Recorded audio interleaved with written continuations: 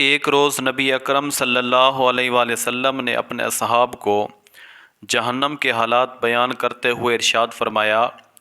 کہ جہنم کی آگ کو 1000 سال تک جلایا گیا تو وہ سرخ ہو گئی، اور پھر 1000 سال تک جلایا گیا تو وہ سفید ہو گئی،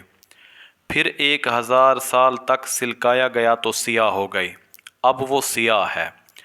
اور اس کی حالت یہ ہے کہ اس کے شعلے بجھتے ہی نہیں ہیں۔ آپ صلی اللہ علیہ وآلہ وسلم کا یہ واقعہ بیان کرنا تھا کہ سن کر ایک زندہ دل حبشی مومن چیخ چیخ کر رونے لگا، تو اس کی حالت دیکھ کر حضرت جبرائیل علیہ السلام اللہ کا پیغام لے کر حاضر ہوئے اور پوچھا یہ کون شخص رو رہا ہے؟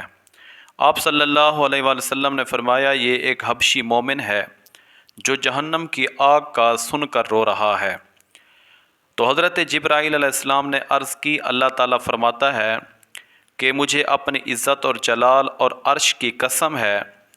جس شخص نے میرے خوف سے اپنی آنکھیں تر کر رکھی ہیں، میں جنت میں اسے خوش رکھوں گا اور اسے کوئی غم اور فکر نہیں ہوگی۔ یعنی اپنے دل میں خوف خدا رکھنے والا جہنم کی آگ سے آزاد ہوگا۔